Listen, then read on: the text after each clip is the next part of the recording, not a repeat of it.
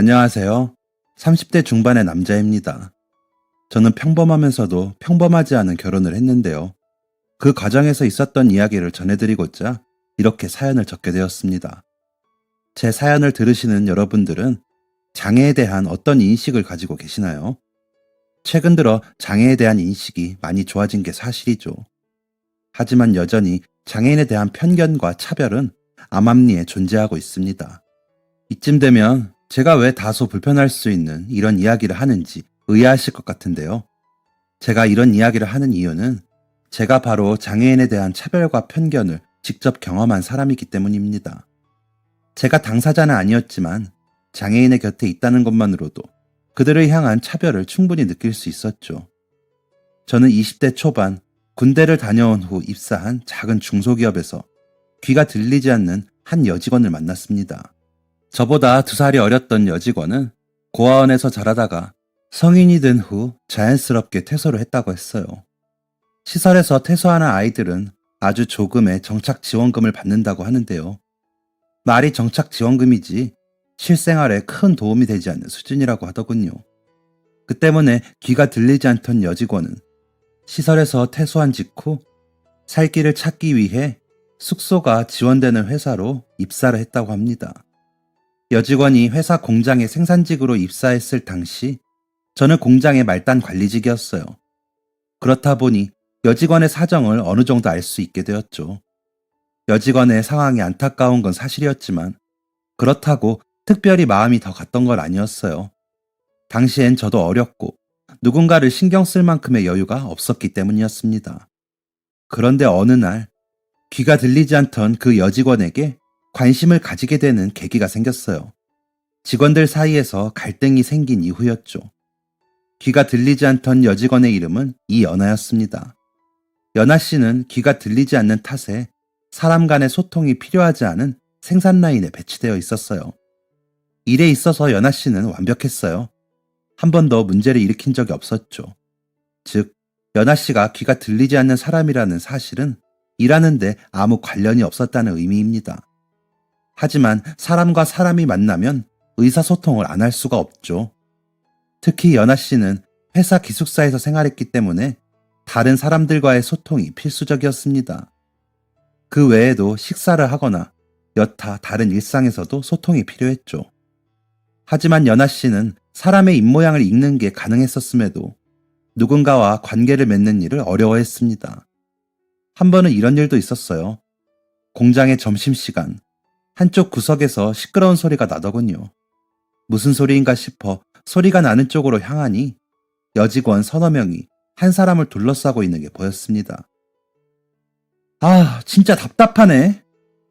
도대체 이런 장애인을 왜 받아줘가지고 멀쩡한 사람들을 불편하게 만들어.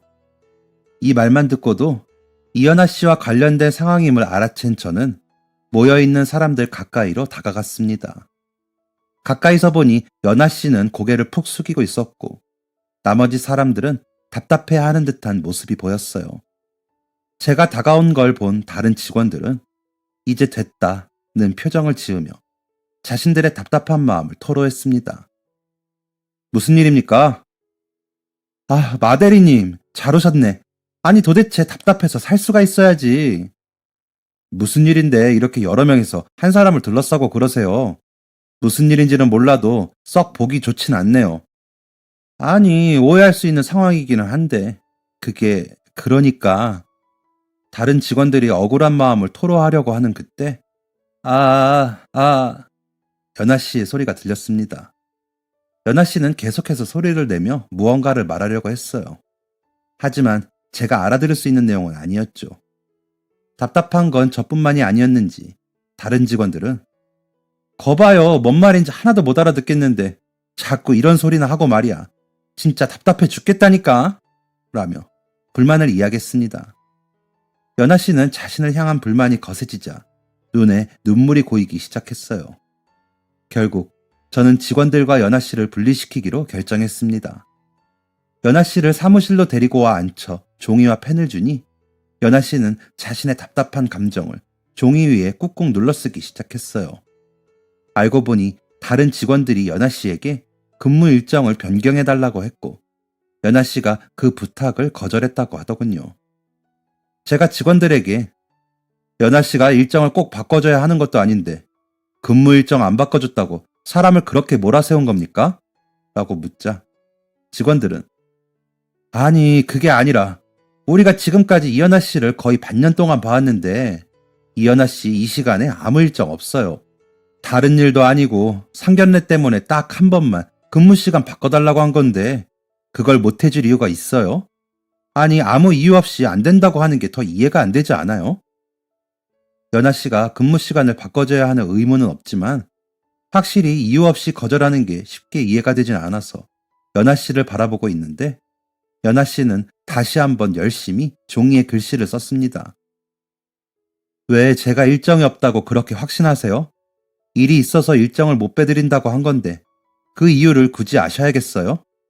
그러자 직원들은 분개하며 말했습니다. 아니 이연아 씨가 친구가 있어요? 가족이 있어요? 무슨 약속이 있어서 안 된다고 하는 거면 무슨 일이 있는 건지 말이라도 해보라니까 그러네? 제가 직원들에게 자중하라고 이야기하는 것보다 연아 씨의 글씨가 더 빨랐습니다. 아까 저한테 물어보시기 전에 다른 사람한테도 근무 시간 바꿔줄 수 있는지 물으셨죠? 그분도 안 된다고 하셨는데 그분한테는 무슨 일 때문에 안 되는지 안 물어보셨잖아요. 대체 왜 저한테만 그 이유를 꼬치꼬치 캐물으시는 건데요? 아니, 연아 씨는 친구도 없고 가족도 없으니까 당연히. 그리고 지금까지 이 날짜에 일 없었잖아요. 왜 제가 친구도 없고 가족도 없을 거라고 생각하세요? 귀 안 들리고 말 못하는 사람은 친구도 가족도 없나요? 연아 씨의 말은 논리적으로 흠잡을 데가 없었습니다. 무엇보다 다른 직원이 안 된다고 했을 때는 쉽게 물러났으면서 연아 씨한테만 근무를 못 바꿔주는 이유를 설명하라고 하는 건 명백히 무례한 행동이었죠. 다른 직원들은 제가 이만 사과하고 마무리해라 라는 식의 반응을 보이자 버럭 화를 내며 사무실을 나갔습니다. 괜히 부탁 들어주기 싫으니까 핑계대는 거면서 진짜 야박하네.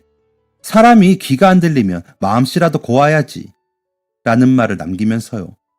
이 말은 직원들이 연아 씨를 똑똑히 보면서 말한 거기 때문에 연아 씨도 정확히 알아들었을 것입니다.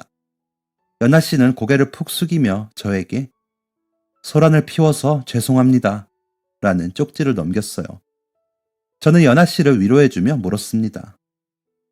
연아 씨, 억울한 마음은 알지만 직원들이랑 사이가 틀어져서 좋을 게 없는데 근무를 못 바꿔줄 정도의 일이면 이유라도 설명해 주시지 그랬어요.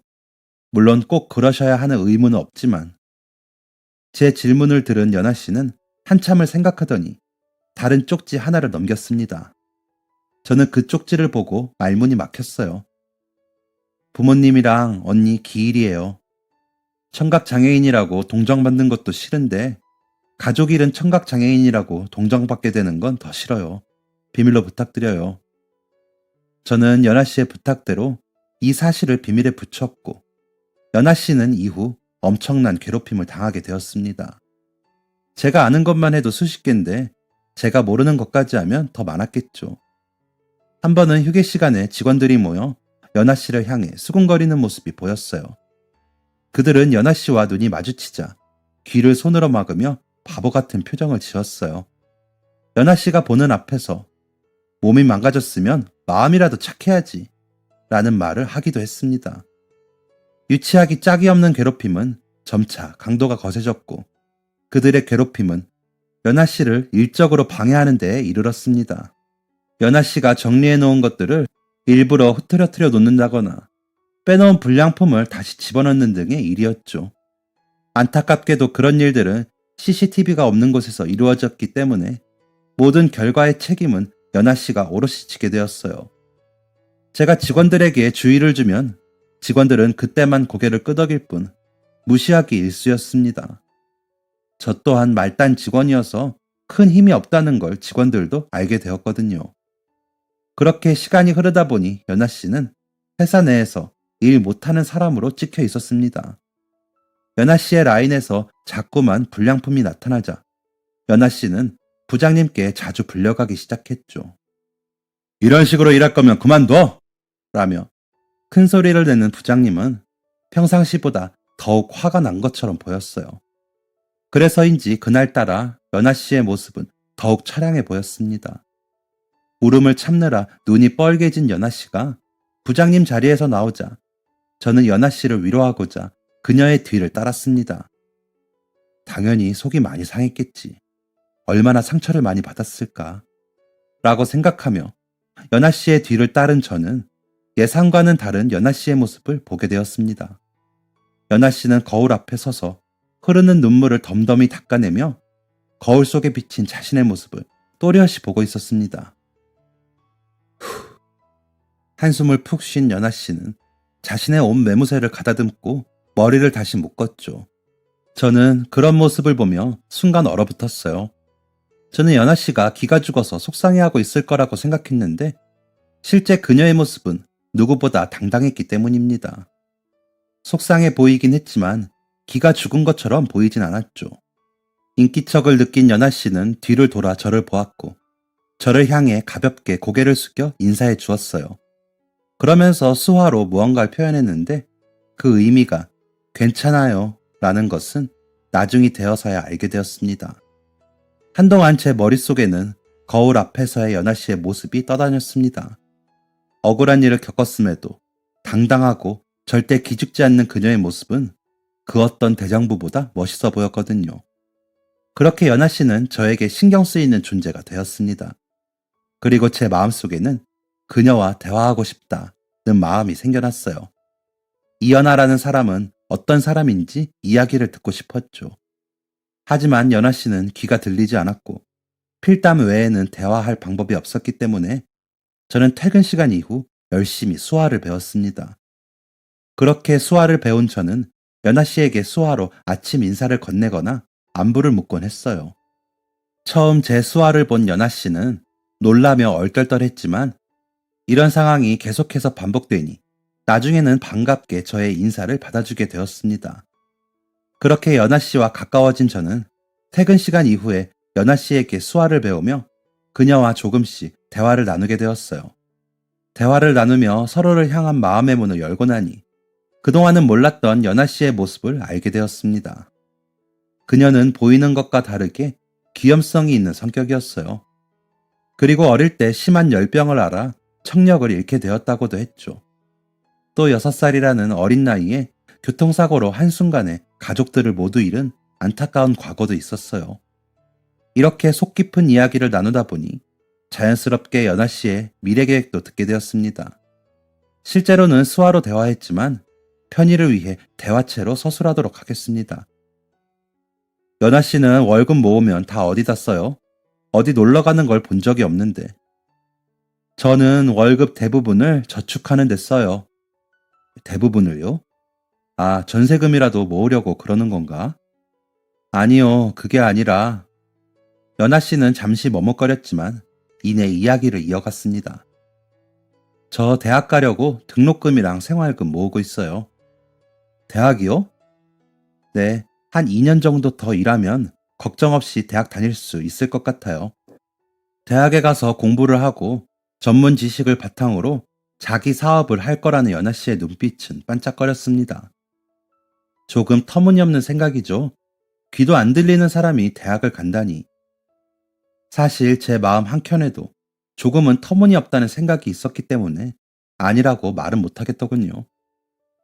그래도 해볼 거예요. 성공하든 실패하든 해보려고요. 후회 없이. 저는 현실 가능성이 있고 없고를 떠나 그저 연아 씨를 응원하기로 마음먹었습니다. 하지만 연아 씨가 계획했던 2년이라는 시간이 지났을 때 연아 씨는 눈물을 흘리며 재계약 서류에 사인했어요. 그녀가 시설에서부터 살뜰히 챙기던 동생이 인류 대학에 붙었음에도 등록금과 생활금이 없어 대학을 포기할 지경이라는 소식을 듣고는 동생에게 그동안 모아둔 돈을 주었기 때문입니다. 동생에게 등록금을 준 걸 후회하지 않는다는 이야기를 하면서도 아쉬운 마음에 엉엉 우는 연아 씨를 한참 동안 위로해주고 달래주었던 기억이 나네요. 그때 연아 씨는 마음을 다잡으며 저에게 많이 의지를 했고 저도 연아 씨에게 좋은 마음을 가지고 있었기 때문에 저희 두 사람은 얼마 지나지 않아 연인으로 발전하게 되었습니다. 그렇게 만난 지 1년 정도가 됐을 때 저희는 26살, 24살의 나이로 결혼을 약속했어요. 저희는 앞으로 펼쳐질 미래가 아무 문제 없이 행복하고 아름다우리라 생각했습니다. 하지만 현실은 생각과 달랐어요. 저는 아버지의 엄청난 반대에 부딪혔습니다. 사실 저는 연하의 장애를 큰 문제로 여겨본 적이 없었습니다. 부모님이 연하의 장애를 받아들이기 힘들어 하실 수도 있겠지만 그건 잘 설명하고 설득하면 될 일이라고 여겼죠. 여느 때와 다름없던 주말, 부모님과 식사를 하던 저는 부모님께 결혼하고 싶은 여자가 생겼다고 말씀드렸습니다. 부모님은 당황해 하시며 너 이제 26살인데 벌써 결혼을 한다고? 얼마나 만났는데? 라고 물으셨죠. 이에 저는 1년 정도 만났고 나이가 크게 중요한가요? 저도 그렇고 그 친구도 그렇고 사회생활한 지 벌써 5년 차인데요. 라고 대답했습니다. 여기까지만 해도 부모님은 크게 반대하지 않으셨습니다. 하긴 우리는 너보다 더 어린 나이에 결혼했고 나는 너를 네 나이에 낳았으니까 그 친구랑은 회사에서 만난 거니? 어머니는 눈을 반짝이시며 연하 씨에 대한 질문을 하기도 하셨죠. 아버지는 네가 어련히 신중히 생각했을까? 라며 저를 믿어주시는 듯 했습니다. 그런데 연하한테 청각장애가 있어요. 이 말이 끝나자마자 집안의 공기는 삽시간에 가라앉았습니다. 그게 무슨 말이니? 아예 귀가 안 들린다는 거야? 이렇게 질문하는 어머니의 말투는 굉장히 놀란 듯 보였습니다. 귀가 아예 안 들리긴 하는데 사람 입모양도 읽을 줄 알고 의사소통에는 문제가 없어요. 필담도 가능하고 저를 통하면 수화로도 대화가 가능해요. 무엇보다 사회생활 하는데 전혀 문제가 없어요. 실제로 그동안 연하는 귀가 들리지 않아 발생했던 여러 오해들을 모두 해소하고 회사 생활을 잘 해나가고 있었습니다. 제 이야기를 들은 어머니는 그래, 뭐 의사소통할 방법이 아예 없는 건 아니라니까 다행이긴 한데 태어날 때부터 그랬다니? 아니요, 어릴 때 크게 앓고 나서 청력을 잃었다고 하네요. 아이고 저런, 그 부모님도 얼마나 속상했을까. 그래서 부모님은 뭘 하시는 분들이래? 아, 왜? 무슨 일인데? 어릴 때 사고로 부모님과 언니를 모두 잃었어요. 시설에서 자랐고요. 가뜩이나 가라앉아 있던 집안의 분위기가 더 가라앉았던 건 제 착각이 아니었을 겁니다. 연하에게 장애가 있고 부모가 없다는 건 저를 괜히 작아지게 만들었어요. 저는 가만히 부모님의 눈치를 보고 있었고 아버지는 조용히 숟가락을 내려놓고 방 안으로 들어가셨습니다. 딸칵하는 소리와 함께 아버지가 방으로 들어가신 후 어머니는 저에게 조용히 이렇게 말씀하셨습니다. 네가 사랑해서 결혼한다는 여자가 장애가 있고 부모가 없는 거에 그렇게 눈치를 보고 있으면 어떡하니? 남들은 다 손가락질해도 너는 당당해야지. 네 엄마 아버지한테도 이렇게 눈치 보면서 이야기하는데 다른 사람들 앞에서 당당하게 그 친구 편을 들어줄 수 있겠어? 어깨 피고 목소리 당당하게 해. 그리고 그 친구 한번 데려와봐. 아버지는 엄마한테 맡기고. 어머니는 말씀을 마치시고 아버지를 따라 방 안으로 들어가셨고 저는 순간 제 모습이 너무나 부끄러웠습니다. 연하의 상황과 환경을 부끄러운 일인 양 떳떳하지 못하게 말한 제 모습이 부끄러웠던 것이죠.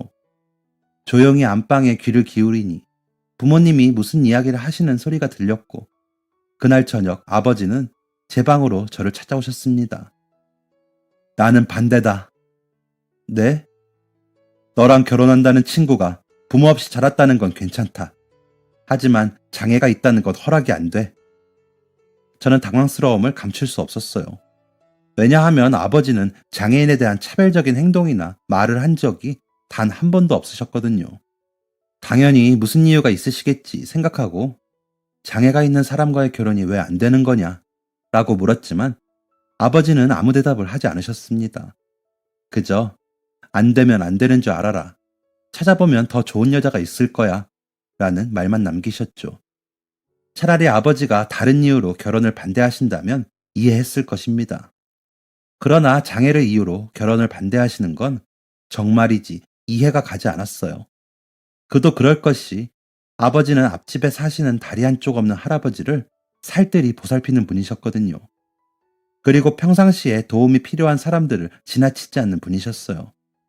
그렇게 이타심이 강한 아버지가 장애를 가졌다는 이유로 결혼을 반대하시다니 당최 이해할 수 없는 상황이었습니다. 이 상황이 이해가 안 되는 건 어머니도 마찬가지셨어요. 아니, 한번 만나보고 판단해도 늦지 않을 텐데 네 아버지는 대체 왜 그러신다니? 어머니와 저는 한숨을 푹 내쉬며 알 수 없는 아버지의 행동을 이해해 보려고 애썼습니다. 그런데 아버지의 반대보다 더 큰 문제는 이 상황을 연아에게 설명해야 한다는 것이었어요. 아버지가 장애 때문에 결혼을 반대하신다는 이야기를 들으면 연아가 얼마나 큰 상처를 받을지 감도 잡히지 않았죠. 그래서 저는 이 사실을 애써 숨겼습니다. 그런데 연아는 지금까지 그래왔던 자신에게 닥친 문제를 외면하지 않았어요. 부모님께 결혼한다고 말씀드린다며 어떻게 됐어? 저는 이 질문을 애써 모르는 척 하려고 했습니다. 하지만 연아는 제 눈을 똑바로 쳐다보며 말했어요. 몇 번이나 물어봤잖아. 이번에는 모른 척 하지 말고 대답해줘. 부모님이 뭐라고 하셨길래 그래? 결국 저는 아버지와 있었던 일을 얘기할 수밖에 없었습니다. 저는 당연히 연아가 매우 상처를 받으리라 생각했어요. 하지만 제 생각보다 연아는 더욱 단단한 사람이었습니다. 제 이야기가 끝나자 연아는 저를 바라보며 예상하지 못했던 건 아니야. 장애가 있는 사람이 가족이 된다는 건데 신중하게 생각하셔야겠지. 속상하지 않아? 괜찮은 거야? 괜찮지 않아. 속상하지. 내 잘못으로 귀가 안 들리는 것도 아닌데. 미안해. 이런 취급받게 해서. 오빠가 왜 사과를 해? 내가 감당해야 할 일이야. 속상하다고 울고 있을 수만 없잖아. 나는 오빠랑 결혼할 거야. 그러기 위해서 아버님 허락받기 위해 노력할 거고. 속상하지만 극복하기 위해 노력하겠다고 말하는 연아의 모습은 제가 처음 연아에게 반했던 그 모습이었습니다. 연아는 말로만 노력하겠다고 한 게 아니었어요. 저에게 아버지와의 만남을 부탁하기도 했죠. 저는 어머니에게 요청을 드려 겨우 연아와 아버지가 만나는 자리를 만들 수 있었습니다. 연아는 내내 긴장한 모습으로 앉아있다가 한식당으로 들어오시는 부모님을 향해 어눌한 말투로 안녕하세요 라고 인사했습니다. 저는 깜짝 놀래 연아를 쳐다봤어요. 연아는 제 표정이 보이는지 안 보이는지 꿋꿋하게 자기소개를 이어나갔습니다. 저는 이연아입니다. 저를 만나러 와주셔서 감사합니다. 마치 외국인이 말하는 것처럼 어눌한 연아의 말투에 저는 괜스레 눈시울이 붉어졌어요. 부모님에게 직접 육성으로 인사하기 위해 얼마나 노력했을지 그 시간과 노력이 눈앞에 스쳐 지나가는 듯 했습니다. 연아의 장애를 알고 계시던 부모님도 놀란 표정을 감추지 못하셨죠. 우선 자리에 앉으시죠. 라는 제 말에 둘러앉은 부모님과 연아는 잠시 어색한 침묵을 가졌습니다. 침묵을 깬 건 어머니였어요. 어머니는 작은 화이트보드 2개를 꺼내더니 하나를 연아에게 주셨습니다. 아마도 필담을 위해서였겠죠. 어머니와 연아는 화이트보드를 통해 이런저런 이야기를 많이 나누었습니다. 거기에 저의 부연 설명까지 더해지자 부모님은 연아의 인생을 많이 이해할 수 있게 되셨죠. 결론부터 이야기하자면 그날 이후 저와 연아는 살림을 합치게 되었습니다. 어머니의 전적인 도움 덕분이었죠. 하지만 아버지는 여전히 저와 연아를 탐탁치 않아 하셨습니다. 그렇다 보니 당연히 결혼 비용을 일체 지원해주지 않으셨어요. 모아둔 돈이 많지 않았던 저와 연아는 결혼식을 올리지 못한 채 혼인신고만 하고 결혼 생활을 시작하게 되었습니다. 연아와 저는 줄기차게 부모님 댁에 들렸어요. 어머니가 저희 편이었기 때문에 가능한 일이었죠. 그날도 저희 부부는 부모님 댁으로 향했습니다. 그런데 그날따라 아버지가 분주하게 움직이시더군요. 운전을 좀 해줄 수 있겠냐는 아버지의 부탁에 저희 부부는 부모님을 모시고 운전대를 잡았습니다. 장례식장으로 가시네요. 누가 돌아가셨어요? 라는 저의 질문에 아버지는 친척 동생이라는 말 한마디만 남기셨죠. 장례식장에 도착해서 보니 돌아가신 분을 제가 한 번도 본 적이 없는 분이셨습니다. 게다가 다른 친척분들도 안 계셨죠. 상주조차 없었습니다. 어머니에게 혹시 아는 분이냐 여쭤보니 어린 시절 아버지와 한 동네에서 자랐던 어머니는 아버지랑 어린 시절을 같이 보냈던 친척 동생이야 라고 대답해 주셨습니다. 오래전에 연락이 끊겼는데 돌아가신 후에야 소식을 듣게 되었다고 안타까워 하셨죠. 아버지는 착잡한 표정으로 친척 어른의 사진 앞에 꽤 오랜 시간 동안 앉아 계셨습니다. 이후 집으로 돌아오신 아버지는 오랜만에 술을 꺼내 드시기 시작했어요. 그러고는 아버지와 친척 동생 사이에서 있었던 이야기를 들려주셨습니다. 친척 동생은 다리가 반대로 뒤틀린 상태로 태어난 분이었다고 합니다. 그 때문에 걸음걸이는 당연히 이상했고 멀리서 봐도 장애가 있는 게 티가 나는 사람이었다고 하죠.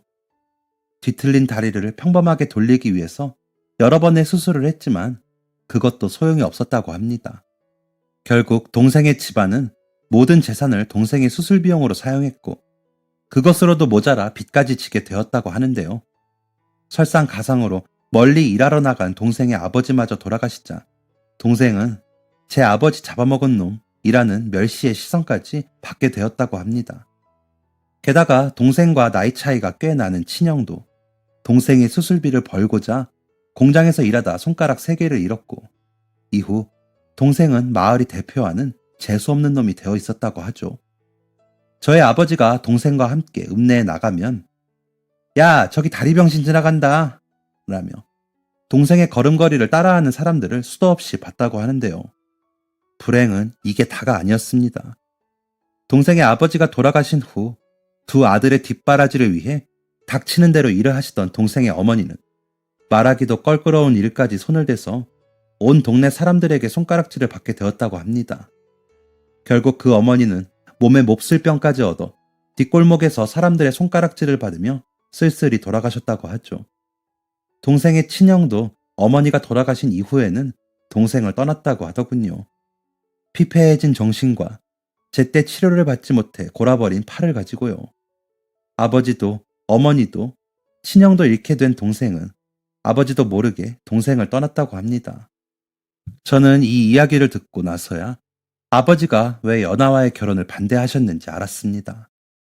아버지는 장애인의 가족이 얼마나 힘든 인생을 살게 되는지를 아주 가까이에서 지켜보셨던 것이었어요.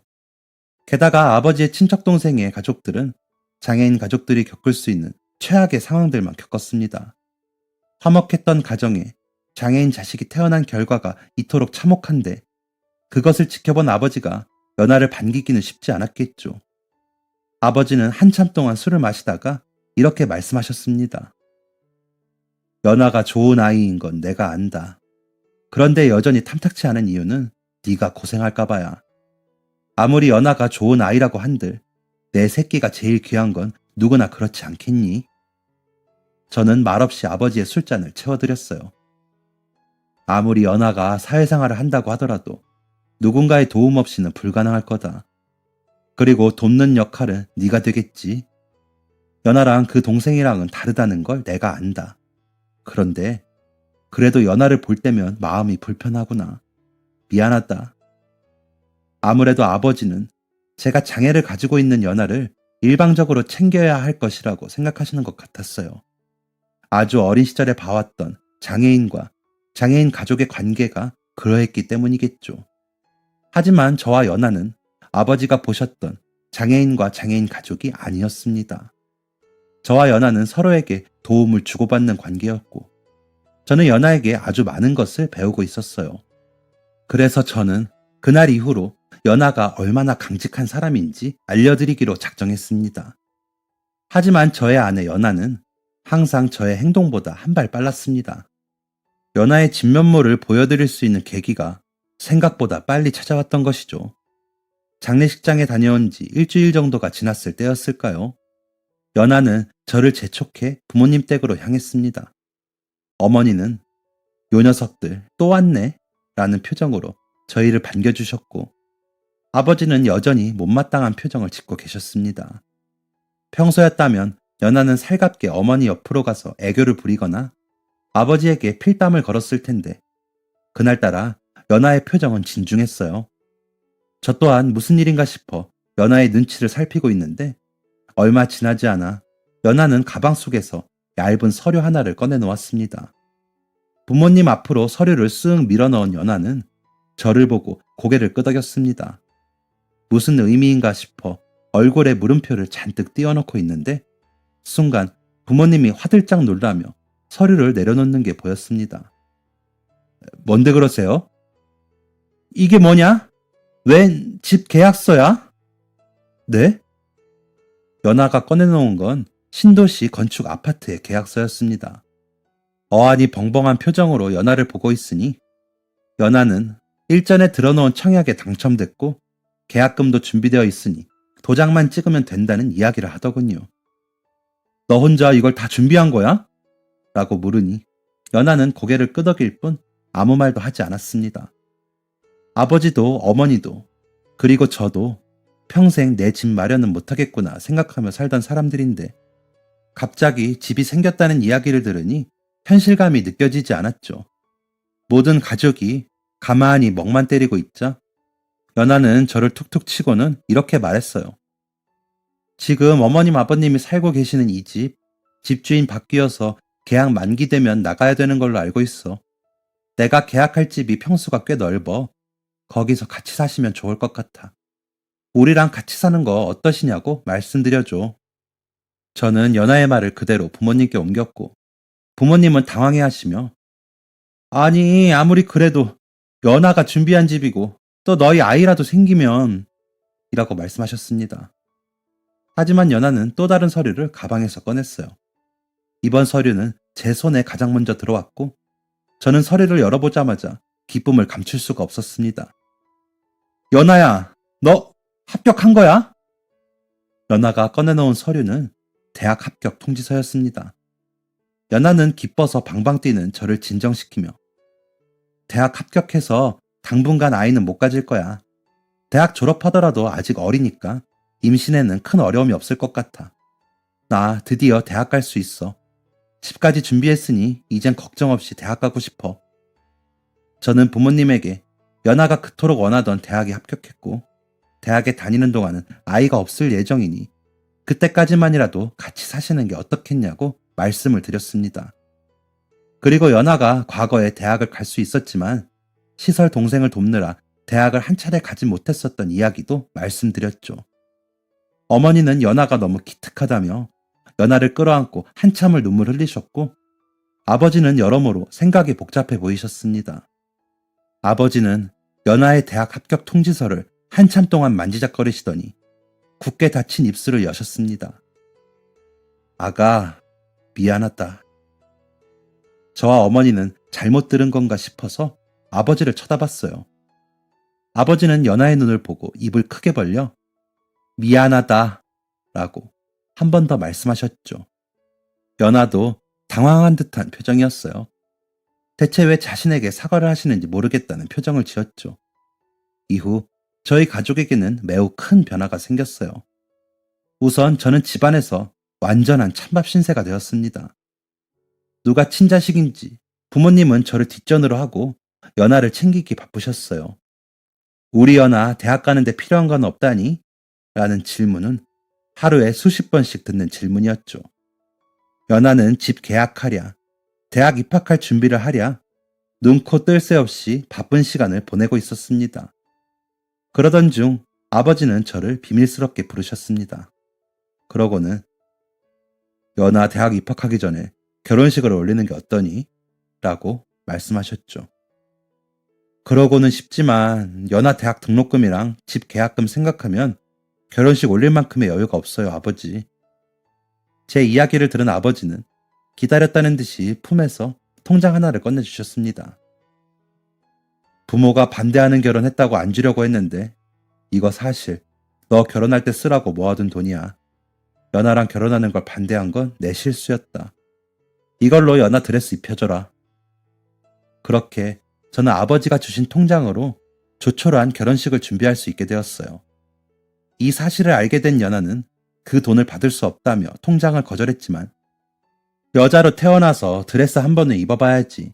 평생 그 사진 보면서 추억할 텐데 라는 어머니의 말에 마음을 돌렸습니다. 대신 아주 가까운 친지들만 초대하고 주례는 아버지께 부탁하기로 했어요. 그렇게 저와 연하는 교회에 있는 작은 교회에서 결혼식을 올리게 되었습니다. 차도 잘 다니지 않는 조용한 시골 마을에서 저와 연하는 신랑 신부 동반 입장으로 결혼식의 시작을 알렸죠. 신랑 신부 입장의 끝에는 어색하게 양복을 차려입은 아버지가 서 계셨어요. 아버지는 유달리 긴장한 것처럼 보이셨습니다. 평소 감정 기복이 없으신 아버지가 이토록 감정을 숨기지 못하시니 이상한 노릇이었죠. 하지만 저는 연하와 반지를 나눠 낀 후 아버지가 이토록 심하게 긴장하신 이유를 알게 되었습니다.